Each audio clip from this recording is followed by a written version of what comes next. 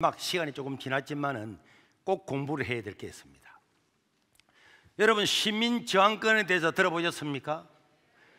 이 시민이 저항하는 것, 이거에 대해서 이제 여러 사람들 논란이 많이 있는데, 우리나라는 4.19 혁명, 이거 혁명이라 그러죠.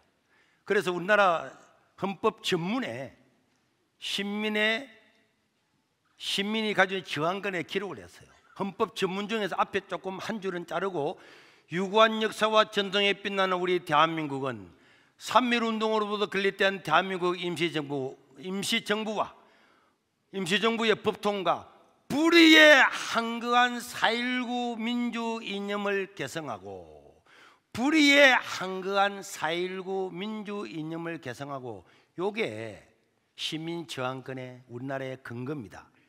불의에 한거를 했잖아요. 이거는 국가의 법이 아니었습니다. 시민들, 학생들, 청년들이 일어난 거예요. 그래서 여러분, 이 저항권이 뭐냐? 그러면 시민들의 저항권이 뭐냐? 우리나라 헌재에서 결정된 저항권, 헌재 결과로 정립이 되어 있습니다. 우리나라는 저항권은 공권력의 행사가 민주적 기본 절차를 침해하거나 파괴하려는 경우, 이를 회복하기 위하여 국민이 하는 거, 국민이 공권력에 대하여 폭력, 비폭력, 이 폭력이 동반된다는 거예요. 이게 이제 중요한 거죠. 우리는 비폭력만 했는데 국가의 공권력이 잘못되었을 때에 폭력이나 비폭력이나 적극적으로나 소극적으로나 정할 수 있다는 국민의 권리, 국민의 이 권리라는 거예요. 권리이자 헌법 수호 제도를 의미한다. 자, 잘 보세요. 여기에 뭐가 들어갔다고요? 폭력이 들어간 거야. 국가라고 하는 민주적 기본 질서가 침해당하거나 파괴당하려고 할 때에 이를 바로 세워야 되겠다, 회복하기 위해서 국민이 공권력에 대해서 법적으로나 물리적으로나 폭력과 비폭력으로 적극적이든 소극적이든 저항할 수 있다는 국민의 권리이자 헌법을 수호하기 위해서 국민의 저항권이 인정된다는 거예요. 이게 헌법재판소의 판결이었습니다. 그래서 사람들이 너가 윤석열을 인용하면은 저항권을 발동하고 이렇게 말하는 것은 우리나라 헌재에 이런 판결이 되어 있는 겁니다. 이게 국민의 권리이고 헌법 수호 제도라는 이 제도라는 거, 제도. 자, 그다음 두 번째. 그런데 그렇지만 이제 단수 조항이 붙었는데, 그렇지만 저항권은 공권력의 행사에 대한 실력적인 저항이잖아요. 폭력한다 그랬잖아요. 우리가 국가가 잘못됐다 그럴 때 4.19처럼 일어나는데 군인들이 그때는 총 쐈잖아요. 경찰이 총 쐈잖아요. 그래, 너가 총 쏜다고? 그러면 몽둥이들 우리도 나가는 거야. 나가서 총 쏘는 경찰 군인들 붙는다는 거야. 이게 실력적인 저항이어서 그 본질상 질서 교란의 위험이 수반되므로 저항권을 행사할 때는 개별 헌법 조항에 대한 단순한 위반이 아니고 민주적인 우리나라 국가의 민주적인 기본 질서라는 전체적 질서에 대한 중대한 침해가 있거나 이를 파괴하려는 시도가 있을 때에, 그리고 다른 방법으로는 이미 유효한 구제 수단이 남아있지 않을 때에, 다른 방법은 없고 이 방법밖에 없다, 국민이 폭력을 행사라도 일어날 수 있는 방법 이거 말고는 우리나라의 민주주의와 기본 질서를 바로잡을 길이 없다라고 했을 때에만 적용이 된다.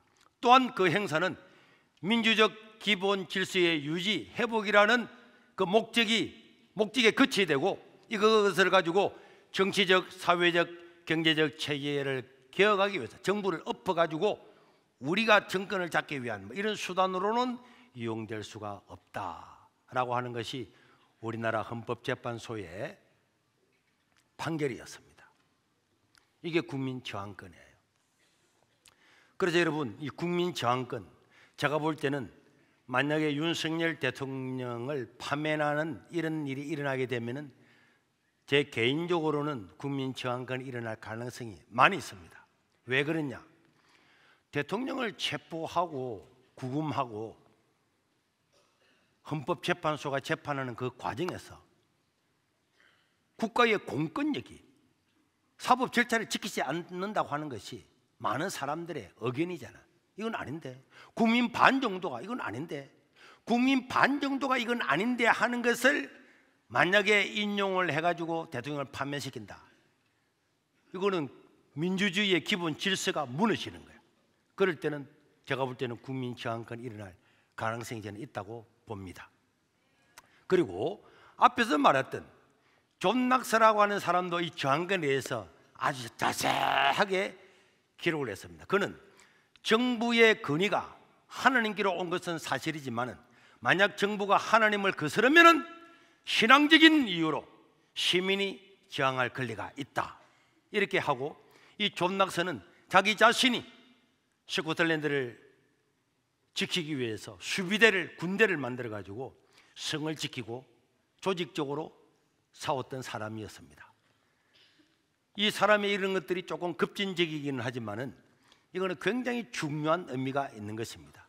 이 우리가 개신교라는 이 말, 프로테스탄트라고 하는 이 말 자체가 저항한다, 항거한다는 뜻이에요. 우리 이 개신교라는 말 자체가 저항한다는 뜻이잖아요. 그래서 우리는 하나님 중심의 정치관, 그래서 존 낙서는 하나님 중심의 정부가 아닐 때에, 정부가 하나님의 법을 따를 때만 우리가 정당하다고 인정을 하고, 만약 정부가 우상을 숭배하라고 하거나 기독교 신앙을 억압하면은 더 이상 그 권위를 인정할 수가 없다. 그래서 정부는 시민의 신앙을 보호를 해야 되는 역할을 해야 되는데, 만약 정부가 부패하거나 하나님을 대적하면은 시민들은 그들을 바로잡아야 할 책임이 있다, 이렇게 본 것입니다. 그래서 존 낙서는 시민들은 폭군을 제거할 권리가 있다, 신앙을 지키기 위해서는 행동해야 된다. 그래서 이런 것들 때문에 결국은 이 존 낙서 인용을 받았던 이 신학적인 흐름 때문에 칼빈주의, 그 다음에 청교도, 그리고 청교도 혁명과 미국의 독립혁명이 여기서 시작이 된 겁니다. 지금까지는 사람이 가만히 있었거든요. 억압을 해도 그냥 참았거든요. 그런데 존 낙서는 아니다, 하나님을 봐라, 하나님 성경을 믿지 못하게 하거나 하나님을 반역하거나 우상을 숭배하러 강요하거나 이런 정부에는 우리가 순종할 필요가 없다, 그냥 싸워서 이기게 된다, 그런 정부는 무너뜨려야 된다 하는 것이 존 낙서의 일이었어요. 그래서 이 영향을 받아서 청교도 혁명과 이런 혁명들이 많이 일어나게 되었습니다. 자, 이런 것들이 이제 저항권에 대한 내용이었습니다. 여러분, 그래서 정치와 설교, 정치와 문화, 어떤 것도 분리가 됩니까, 안 됩니까? 분리될 수가 없어요. 저는 우리 세계로 운암학교를 통해서 이런 학생들이 이 존 낙서의 영향을 받았던 많은 사람이 청교도 혁명을 일으키고 독립혁명을 일으켜서 저 영국이 새로워지고 미국이라는 저런 나라가 탄생했잖아요. 저런 나라가 탄생해서 전 세계 민주주의를 보급을 하고, 여러분들 미국을 욕하면 안 됩니다. 어떤 나라나 정치 체제가 욕 듣지 않고 무한 그런 나라는 없어요. 그러나 미국 한번 보세요. 미국 국민들이 세금 내 가지고 아프가니스탄에 무슨 문제가 났다, 미군이 거기 개입하잖아요. 우크라이나 전쟁이 일어났다, 미군이 가만히 있으면 저거 러시아 넘어갑니다. 그 미군이 개입하잖아요. 미군은 자기 나라의 세금으로 개입하는 거야. 자기 나라 병사들이 죽어. 우리는 전쟁이 끝나서 몇십 년 되다 보니까 전쟁 모르는데, 미국은 군인 되면은 전 세계 다 나와 전쟁하잖아요. 전쟁하다가 많이 죽습니다. 죽잖아요.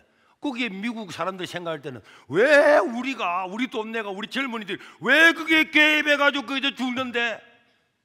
그러나 여러분, 자유민주주의 체제를 지키기 위해서 그걸 다 나가는 거예요. 저 홍해에요, 후티 반군 아니 대변인 있죠. 아다다다다다다다 하는 후티 반군 있잖아, 대변인.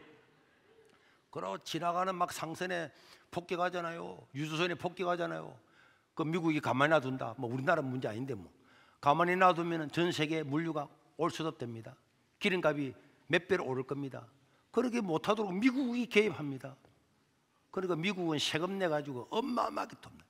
그 다음에 뭐 저 아프리카 굶어 죽는 사람 뭐 110만 내는 뭐 이런 것들을 전 세계 모든 것을 재정의 30%를 전부 다 미국이 다 되는 거야. 미국이 다 자기 나라 세금을 다 대는데도 미국을 요구하잖아. 이번에 트럼프가 다 잘라붙잖아. 자르고 나니까 왜 자르느냐고. 왜? 우리 돈인데. 미국 국민 같으면요 억울하잖아. 자기 나라 세금 내서 전 세계 가난한 사람, 어려운 사람, 아프리카고 다 도와줘. 우리나라 예산의 몇 배가 되는 걸 다 도와줘. 그 요거 자기 다 얻어먹는 거예요. 자유민주주의 체제라고 하는 것을 지키기 위해서, 이런 것을 위해서 존 낙스의 이런 신학적인 토대에서 청교도 혁명과 독립혁명이 일어난 겁니다. 이거는 혁명으로 해야 된다, 싸워야 된다, 싸워야 된다고 하는 신학적인 배경을 존 낙스가 제공했단 말이에요. 국민의 저항권이잖아요. 그래서 저런 나라가 만들어진 겁니다. 나는 여러분들한테 저항하자 하지 않습니다. 나는 절대로 폭력은 아무리 존 낙스가 그래도 우리나라에서 그런 저는 100% 반대입니다. 그러나 정치인들은 생각해야지. 국민들이 자발적으로 일어나는 건 아무도 못 막아요. 서부지법에 청년들이 들어갔잖아요. 말도 안 되는 법을 통해서 대통령 체포 구속하겠다고 되니까 들어갔습니다. 그 사람들은 목적이 있겠습니까? 열받아서 들어갔지. 열받아서 들어간 사람들을 테러 집단이라고 지금 조사하고 있습니다. 그 사람들 테러 집단입니까? 옆 사람 알았습니까? 그냥 그거 가서 누군지도 모르고 막 들어갔다가 다 잡힌 거야. 민주노총은 경찰 때려가지고 머리 박살내고 병원 입원, 그래도 구속 안 해. 청년들은 아무 뭐 해준대. 유리창 깼다고. 아, 유리창? 너거는 차 불태우고 따고 불도저 몰고 와가지고 대통령 앞에 가야 갔잖아. 한 놈도 구속 안 됐잖아.